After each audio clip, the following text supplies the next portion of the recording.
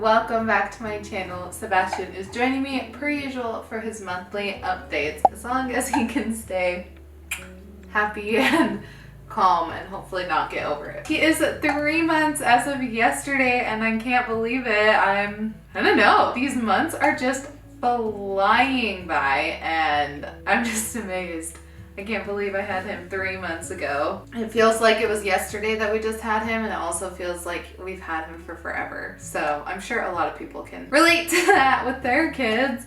But anyhow, I just wanted to give you guys a quick update on Sebastian as well as an update on myself. Let's get into it. This was a really good month for Sebastian. It was actually a really exciting month where I feel like he made a lot of developmental progress. Like, one, he's basically sitting up on his own. He is leaning back on me, but he has been able to support himself and support his head when we hold him up like this to sit up. He also really loves to stand and to look around. So that has been really fun for us. We've loved just being able to like play with him and talk with him and be able to like just hold him a little bit and have him mostly support himself. So he is becoming really, really strong. He still hates tummy time. I think in my first update that I said that he was starting to like tummy time a little bit, but it's definitely regressed. He does not like it so much anymore. So you do what you gotta do though. But it's really fun actually to watch him do it because he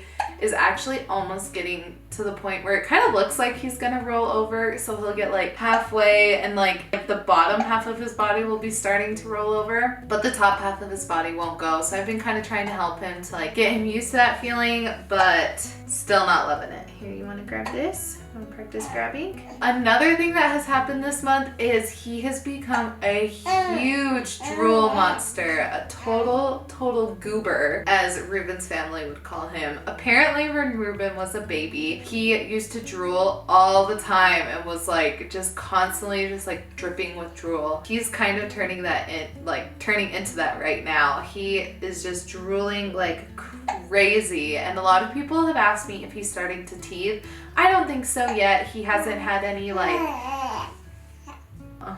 he doesn't think so either. He hasn't had any like teeth sprouting or anything like that. I just think that his like saliva glands are really starting to develop more, so therefore he's producing a lot more saliva than he ever has. So therefore, drool monster. Another thing is that, like you're seeing right now, he has been cooing like crazy. He is such a little chatterbox and it's so fun to talk to him. He doesn't always respond. He's not super responsive, but we do try to talk back and forth with him whenever he gets in a really talkative mood. He likes to talk when you're talking, sometimes when you're talking with him, but a lot of the times, like when I'm reading with him, he loves to talk to the like pictures that he sees. And when we put him in his little bouncer thing, there's like 3 little like figures and like pictures and stuff. And he loves to talk to those so much. And it's just so fun to listen to him explore and talk and kind of develop in that way. I love it. It's so cute. Along with talking, I know I said last month that he was starting to smile, but this month he smiles like crazy. Oh my gosh, he's doing so much more. So he has started smiling a lot. He's super responsive with his smile, and he actually has chuckled a few times, and it's not a full-blown giggle or laugh. We would say it's a chuckle because it's more like a oh, hello. Even then, it's so cute. And the very first time he did it while we were in church, and we were giving talks during church, so we were like standing up on the pew and everything, and like everybody was watching us, and he did it, and both of us, I'm sure everybody was like, what the heck is going on? Because we both turned to each other and we were like, Like, we were so excited because he's just the cutest. Oh, that was so great. Oh, he's been sleeping now and it's glorious. So there's some times where we can get like 8 or 9 hour stretches at night, and oh, it's so great because we'll put him down at 9 and then we'll go, like, he won't wake up till like 5 or 6. He's getting more consistent than normal with sleeping those longer stretches through the night. And we're just thankful that we're getting any sleep at all and that we're able to sleep so much. It's so nice that he's starting to sleep more. There is the 3 to 4 month like sleep regression coming up, and I am like severely like not looking forward to that. Like really not looking forward to it. But we're just gonna keep counting our blessings, keep being thankful for what we have right now, and we'll just deal with the sleep regression when it comes and take it from there.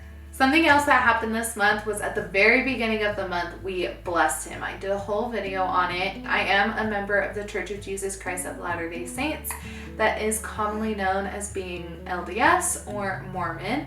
And when babies are young, we like to bless them. We don't baptize babies because we don't believe that there's a need for them to be baptized because they can't really sin. Until they can be accountable and like make their own decisions, we don't believe that they should be baptized. But we do bless the baby, and it's basically like, I would kind of liken it to like other Christian religions who like they dedicate their babies. They say a prayer over their babies. They dedicate their lives to like their babies' lives to Jesus, and that's kind of what we do. But it's just a prayer, I guess you could say, of how we hope that they live their lives and things like that. Of course, kids have agency, and as they grow up, they're going to choose what they want to do. But it's just something that we do in our church, and it was really wonderful to have our whole family into town and to be able to have him meet all of his baby cousins. I think he's met everybody except for 2, and those are the 2 cousins on my side, and he'll meet them in like a month. He spent so much time with family this month, but like with all of his grandparents. He finally met my dad and everything, so he was loving that. Can you guys see him? He's like chewing like crazy on my finger right now. Okay, and then lastly is that he is just like eating his hands like crazy. You just saw he was eating my hand a lot. He was just like shoving his hands in his mouth and really like figuring out how to explore things with his mouth right now. And so it's really fun to watch him. He'll like try and literally shove his whole fist in his mouth, and oh my gosh, he's just not the same baby he was, but it's fun watching him grow and like helping him explore things a little bit more. I'm trying to find more sensory things that we could do to really help him make those developmental connections that he needs to at this young age. Okay, now we're gonna do an update on me real quick. A huge update is that I quit my job and I am officially a full-time stay-at-home mama. And it has been really great so far. I mean, this is day 3, so really haven't done it that much, but it's really nice. It's nice to spend so much time with him. I like to spend time with my son. I like to read with him. I like staying home, and I like to clean, and I like to do all those things. And I know that's not everybody's cup of tea, and that's totally fine. Like, if that's not your deal, all power to you. If you want to work, that's great. If you want to stay home, that's great. Do what you gotta do. Do what you want to do. But for me, I didn't realize how much of a stay-at-home mama I wanted to be until I had him, and then it was like the worst thing ever going back to work. So it's really nice to be able to stay home with him and just hang out with him all day. It is a lot harder than I thought it was. I think there are different challenges with being a stay-at-home mom and being a working mom.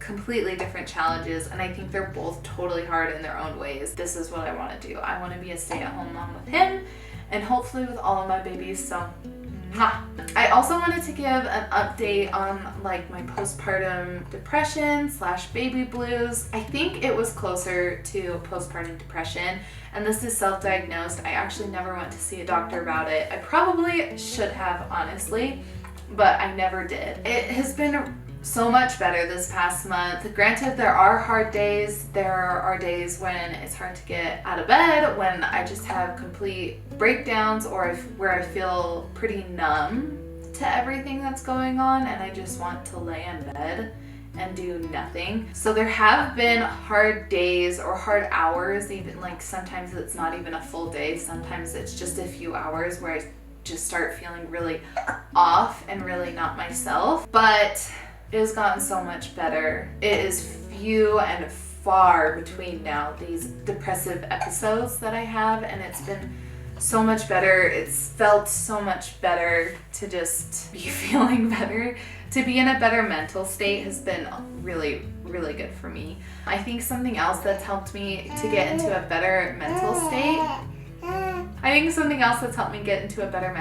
is I've started to work out a little bit, and I'm not doing it really with the goal in mind to like get back to my pre-pregnancy body or to get back to my pre-pregnancy weight or anything like that. That's not my goal, that's not my intention. It's just to feel better and to feel more active, because especially when I was working 40 hours a week at a desk, I would take like 1,500 steps in a day. Like I really wouldn't walk that much or move that much, and all I would do is sit behind a desk by myself and answer the phone sometimes and stare at my computer screen all day. So even before I quit, I've been doing this, I'm on like 3 weeks now. It has helped so much. When I was sitting behind the desk, it helped, and even just like these past few days, just staying home and being active and being able to work out with him. He does tummy time and I'll work out, and we both get our little workouts together.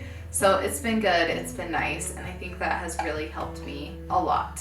And just being really honest with people. I've had like a few friends who are pregnant or who have babies, and I've just been really open and honest with them about how I'm feeling, about feelings of sometimes jealousy that I have for other moms. I do feel like that's been the hardest thing for me, is I feel like I have a little bit of PTSD with how hard postpartum was for me. My labor process really wasn't that hard or traumatic or anything, and neither was like the first few days, but it was like the first month or so after we came home from the hospital, those were the hardest for me. And when people, I know obviously I didn't even really post about how hard it was, and I know a lot of people don't, and a lot of people don't even talk about it. But for me it was really hard, and so sometimes I feel jealous when it looks like everybody's like having an easy time or something, and it just and I know it's not the full truth, obviously, that you're seeing on social media. I know that everybody's struggling and has their own personal struggles that they're going through. They probably are not the same struggles that I had when I was going through postpartum, but they do have struggles.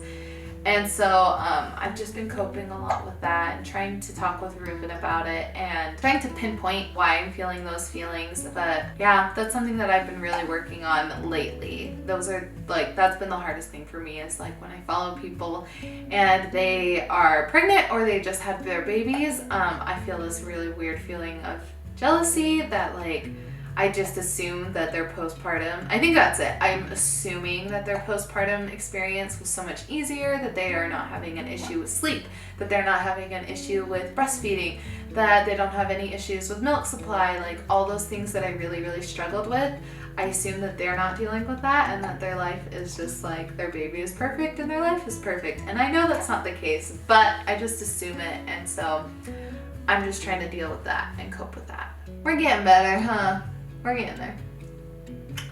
Anyhow, so I think that's gonna be it for this update. I hope you guys liked it. If you're new here and you wanna see the updates that I've done on him in the past and on my postpartum journey, I will link them in the description down below. If you like this video and if you like seeing and hearing about this journey of mamahood and everything that I'm on, make sure to give this video a thumbs up and to subscribe down below, and we will see you guys in the next one. Bye guys. See you later. Bye.